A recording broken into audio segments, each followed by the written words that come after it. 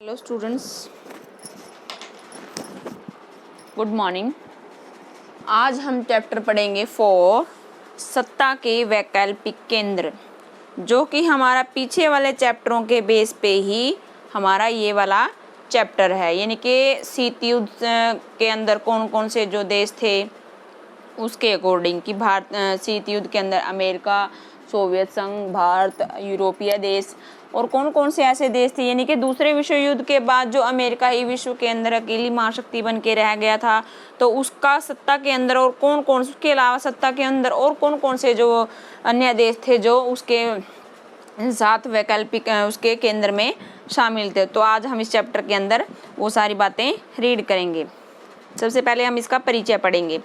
1990 के दशक के शुरुआत में विश्व राजनीति में दो ध्रुवीय व्यवस्था के टूटने के बाद यह स्पष्ट हो गया था कि राजनीतिक और आर्थिक सत्ता के वैकल्पिक केंद्र कुछ हद तक अमेरिका के प्रभुत्व को सीमित करेंगे। यूरोप में यूरोपीय संघ और एशिया में दक्षिण एशिया पूर्व एशियाई राष्ट्रों के संगठन का उदय दमदार शक्ति के रूप में हुआ। यूरोपीय संघ और आसियान दोनों ने ही अपने इलाकों में चलने वाली ऐतिहासिक दुश्मनी और कमजोरियों का विस्तार क्षेत्र समाधान ढूंढा। साथ ही उन्होंने अपने अपने इलाकों में अधिक शांतिपूर्ण और सहकारी क्षेत्रीय व्यवस्था करने और इस क्षेत्र की देशों की अर्थव्यवस्था को समूह बनाने की दिशा में काम किया। चीन के आर्थिक उभार ने विश्व राजनीति पर काफी नाटकीय प्रभाव डाला। यानी कि चीन का जो अर्थव्यवस्था का सुधरने का जो ढंग था, सुधरने का जो नजरिया था, उसका जो तरीका था, उसकी वजह से जो पूरे विश्व के अंदर एक अलग से प्रभाव पड़ा था। कुछ वैकल्पिक केंद्रों पर एक नज़र डालेंगे और यह जांचने की कोशिश करेंगे कि भविष्य में उनकी क्या भूमिका हो सकती है। सबसे पहले है यूरोपीय संघ। यूरोपीय संघ का क्या महत्व था कि शीत युद्ध के बाद जब अमेरिका जो अकेली विश्व शक्ति के रूप में सामने था, जब दूसरा विश्व युद्ध समाप्त हुआ तब यूरोप के अनेक नेता यूरोप के सवालों को लेकर परेशान रहे। क्या यूरोप अपनी पुरानी दुश्मनियों को फिर से शुरू करना चाहिए या अंतर्राष्ट्रीय संबंधों में सकारात्मक योगदान करने वाले सिद्धांतों और संस्थानों के आधार पर अपने संबंधों को नए सिरे से बनाना चाहिए। दूसरे विश्व युद्ध ने उन अनेक मान्यताओं और व्यवस्थाओं को ध्वस्त कर दिया उसके आधार पर यूरोपीय देशों के आपसी संबंध बने थे। 1945 तक यूरोपीय देशों ने अपनी अर्थव्यवस्था को बर्बादी तो झेली ही, उन मान्यताओं और व्यवस्थाओं को ध्वस्त होते हुए भी देख लिया जिन पर यूरोप खड़ा हुआ था। 1945 के बाद यूरोप के देशों में मेल मिलाप को शीत युद्ध से भी मदद मिली। अमेरिका ने यूरोप की अर्थव्यवस्था को पुनर्गठित करने के लिए जबरदस्त मदद की थी, जिसे मार्शल योजना कहा जाता है।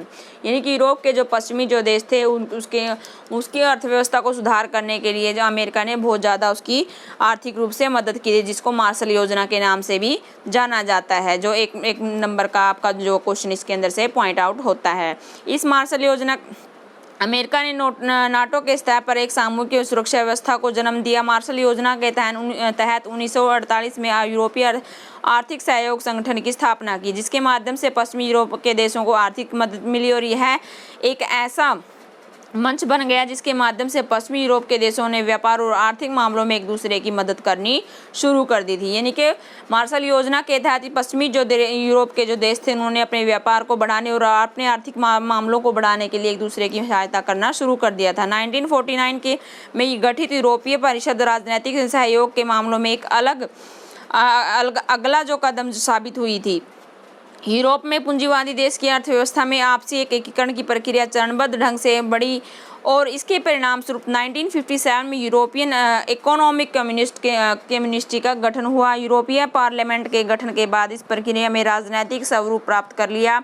सोवियत गुट के पतन के बाद इस प्रक्रिया में तेजी आई और 1992 में इस प्रक्रिया की परिणति यूरोपीय संघ की स्थापना के रूप में हुई। यूरोपीय संघ के रूप में समान विदेश और सुरक्षा नीति, आंतरिक मामलों तथा न्याय से जुड़े मुद्दों पर सहयोग और एक समान मुद्रा के चलने के लिए रास्ता तैयार हो गया। एक लंबे समय में बना यूरोपीय संघ आर्थिक सहयोग वाली व्यवस्था में बदलकर ज़्यादा से ज़्यादा राजनीतिक रूप लेता गया है। अब यूरोपीय संघ स्वयं काफ़ी हद तक एक विशाल राज्य की तरह काम करने लगा था। हालांकि यूरोपीय संघ का एक संवैधानिक बनाने की कोशिश तो असफल हो गई, लेकिन अपना झंडा और गान, स्वतंत्र दिवस और अपनी मुद्रा है यानी कि यूरोपीय जो संघ है अपना एक संविधान, जो खुद का अपना एक संविधान बनाना जो चाहता था, उनकी वो जो कोशिश है वो नाकामयाब रही, लेकिन वो अपना एक झंडा बना पाए, अपना एक गान बना पाए और अपना स्वतंत्र दिवस बना पाए और अपनी उनकी अब खुद की मुद्रा, उनकी खुद की करेंसी बना पाए।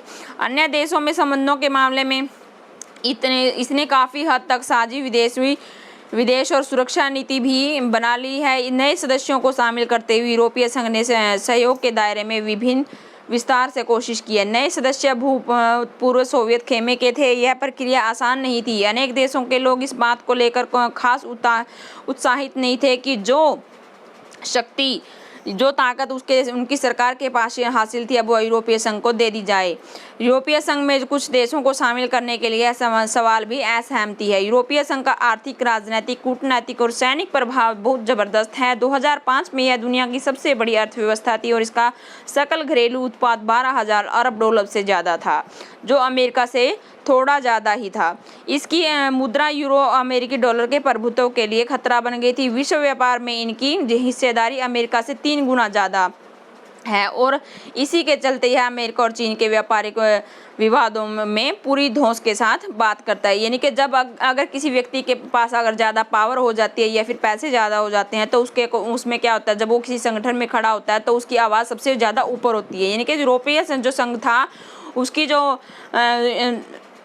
राष्ट्रीय व्यापार के विश्व व्यापार में जो है अमेरिका से 3 गुना हिस्सेदारी, 3 गुने ज़्यादा हिस्सेदारी थी और वह चीन और अमेरिका के विवाद के अंदर अपने आप की पूरी जो शक्ति का दिखावा करता था। आर्थिक शक्ति का प्रभाव इसके नज़दीकी देशों पर ही नहीं बल्कि एशिया और अफ्रीका के दूर दराज के इलाकों पर भी था। यह विश्व व्यापार संगठन जैसे अंतर्राष्ट्रीय व्यापार के अंदर एक महत्वपूर्ण समूह के रूप में काम करता है। यूरोपीय संघ के 2 सदस्य ब्रिटेन और फ्रांस सुरक्षा परिषद के स्थायी सदस्य हैं और यूरोपीय संघ में कई ऐसी सुरक्षा परिषद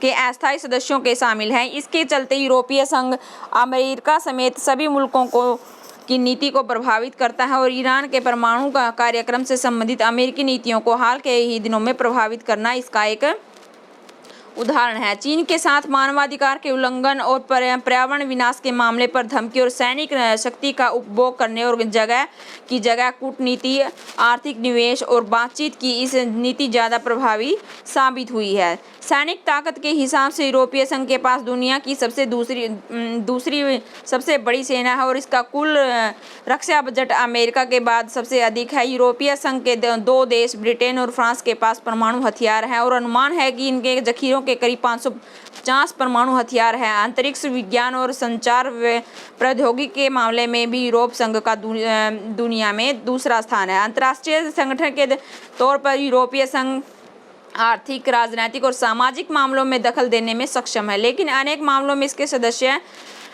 देशों की अपनी विदेश और रक्षा नीति है जो एक बार दूसरे के खिलाफ भी हो जाती है। यही कारण है कि इराक पर अमेरिकी हमले में ब्रिटेन के प्रधानमंत्री टोनी ब्लेयर ने तो उसके साथ थे, लेकिन जर्मनी और फ्रांस इस मामले के खिलाफ थे। यूरोपीय संघ के कई नए सदस्य देश भी अमेरिकी गठबंधन में थे। यूरोप के कुछ हिस्सों में यूरो को लागू करने के लिए कार्यक्रम को काफ़ी नाराज़गी है। यदि कारण यह है कि ब्रिटेन के पूर्व प्रधानमंत्री मार्गरेट थैचर ने ब्रिटेन की यूरोपीय बाजार से अलग रखा था। डेनमार्क और स्वीडन में मास्ट्रिक्ट संधि और साझी यूरोपीय मुद्रा को सामने रखने का प्रतिरोध किया। इस विदेशी और रक्षा मामलों में काम करने की यूरोपीय संघ की क्षमता सीमित थी।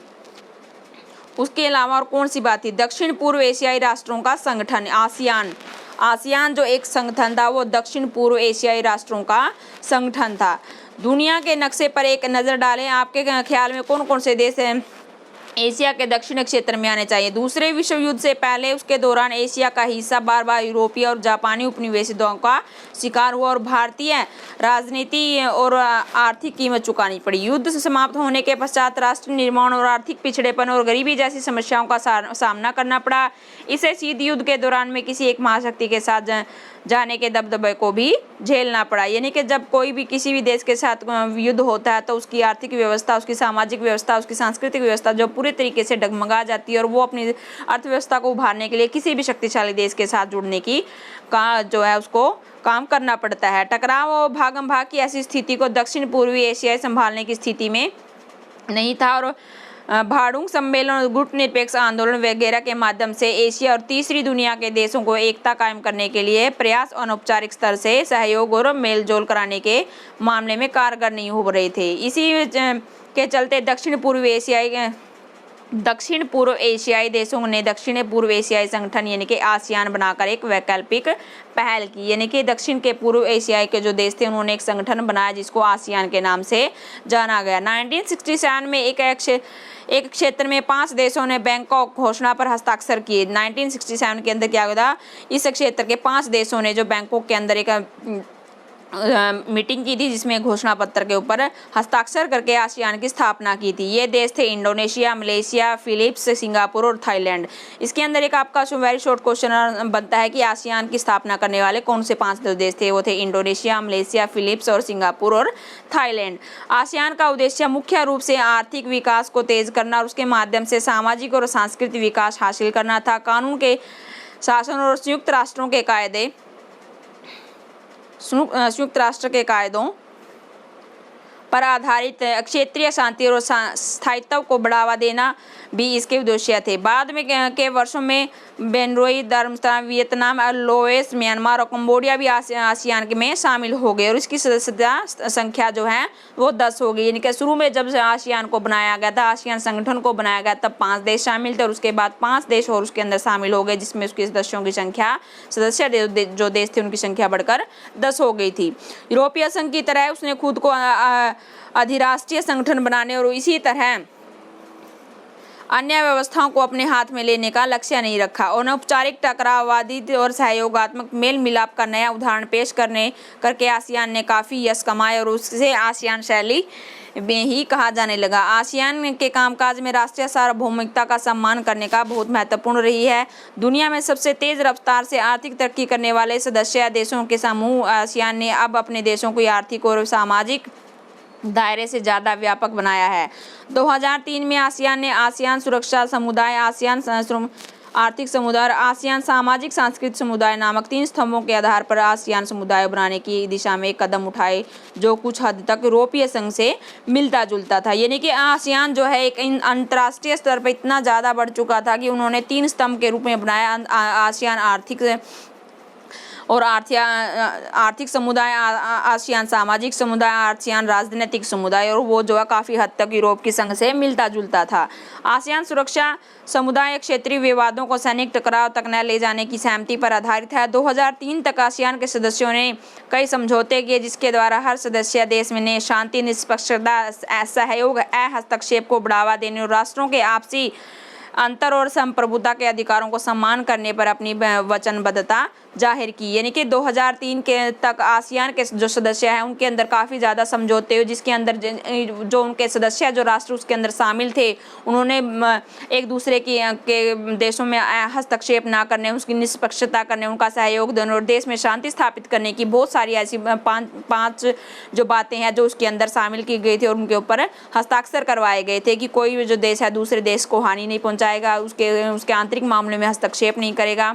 ये 5 बातें इसके अंदर शामिल थी तथा प्रभुसत्ता के अधिकार को सम्मान पर अपने वचनबद्धता जाहिर की। आसियान के देशों की सुरक्षा और विदेशी नीतियों में तालमेल बनाने के लिए 1994 में आसियान क्षेत्रीय मंच की स्थापना हो गई।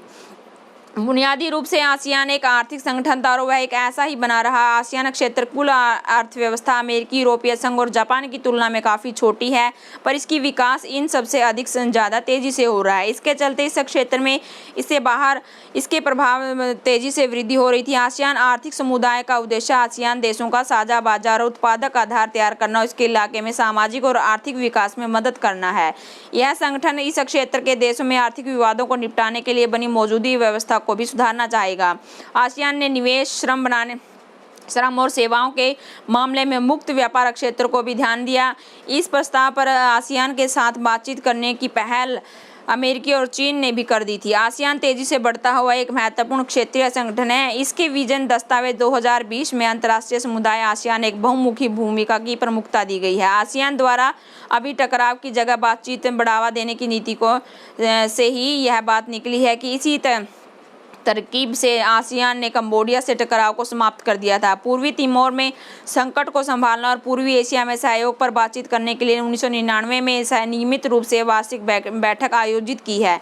आसियान की मौजूदा आर्थिक शक्ति खास तौर से भारत और चीन जैसे तेजी से विकास करने वाले एशियाई देशों के साथ व्यापार और निवेश में के मामले में उसकी प्रासंगिकता इसके लिए आकर्षक बन चुका है दिया है। शुरुआती वर्षों में भारतीय विदेशी नीति ने आसियान पर ज़्यादा ध्यान नहीं दिया, लेकिन हाल के वर्षों में भारत ने अपनी नीति सुधारने के लिए कोशिश की है। भारत ने 2 आसियान सदस्यों सिंगापुर और थाईलैंड के साथ मुक्त व्यापार समझौता किया है। भारत आसियान के साथ ही मुक्त व्यापार संधि को प्रयास कर रहा है। आसियान की असली ताकत अपने सदस्य देशों सहभागी सदस्यों और अपने बाकी गैर क्षेत्रीय संगठनों के बीच निरंतर संवाद और परामर्श करने की नीति है। यह एशिया का एकमात्र ऐसा क्षेत्रीय संगठन है जो एशियाई देशों और पूर्व और विश्व शक्तियों के राजनीतिक और सुरक्षा मामलों पर चर्चा करने के लिए राजनीतिक मंच पर उपलब्ध कराता है। उसके बाद है चीनी अर्थव्यवस्था का उद्यान। ये जो हम नेक्स्ट वीडियो के अंदर पढ़ेंगे। सो स्टूडेंट्स, इसके अंदर हमने पढ़ा था कि आसियान जो है वो एक ऐसा आर्थिक संगठन बनाया गया था 5 देशों के द्वारा, जो जब धीरे धीरे और आसियान के अंदर इन शक्तियों का जो है आसियान के अंदर अन्य देशों का देश जो शामिल होते रहे और अपनी शक्ति उसने पूरे तरीके से बढ़ा ली। और भारत जैसे विकासशील जो देश है उसने भी आसियान के 2 देशों के साथ सिंगापुर और थाईलैंड के साथ अपने व्यापार को समझौते को बढ़ाने के लिए अपने हाथों को आगे बढ़ाया है। सो स्टूडेंट्स, यहाँ तक जो हमने आज लेसन रीड किया है उसके अपने नोट्स और अपनी फेयर नोटबुक के अंदर तैयार करने हैं। Thank you and have a nice day.